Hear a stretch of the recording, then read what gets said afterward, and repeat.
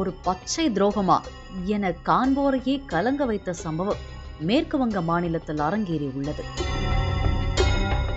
மேற்கு வங்க மாநிலம் ஹவுரா மாவட்டம் சங்ரேல் பகுதியில் 12 வயது பெண் குழந்தையுடன் கணவன் மற்றும் மனைவி வசித்து வந்துள்ளனர்.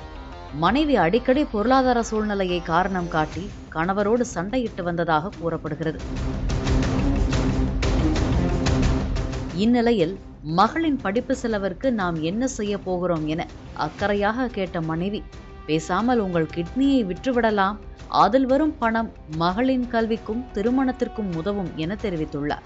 கணவரும் கிட்னியை விற்க ஒப்புக்கொண்ட நிலையில் கடந்த மாதம் கிட்னியை அகற்ற கணவருக்கு ஆபரேஷன் நடந்துள்ளது.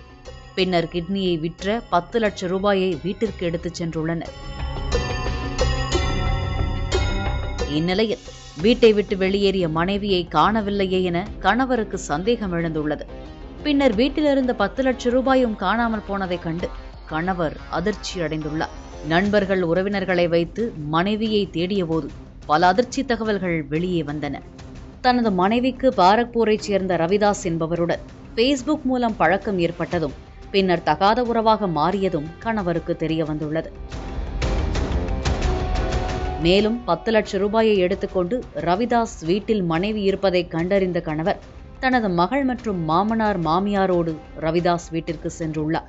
வீட்டு கதவை பலமுறை தட்டிய பின்பு நீண்ட நேரத்திற்கு பிறகு கதவை லேசாக திறந்த மனைவி, இங்க எதுக்காக வந்தீங்க, உடனே கிளம்பி போங்க, உங்களுக்கு விரைவில் டைவர்ஸ் நோட்டீஸ் அனுப்புகிறேன் என்று சொல்லி அங்கிருந்து கணவரை துரத்தி அடித்துள்ளார்.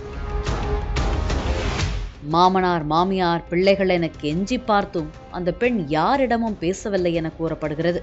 இதனால் தான் என்ன செய்வது என தெரியாமல் நின்ற கணவர் காவல் நிலையத்தில் புகார் அளித்துள்ளார். போலீசாரும் இச்சம்பவம் குறித்து விசாரணை மேற்கொண்டு வருகின்றனர். மகளின் படிப்பிற்காக கிட்னியை விற்ற கணவனின் வாழ்க்கையே தற்போது கேள்விக்குறியாக மாறியுள்ளது.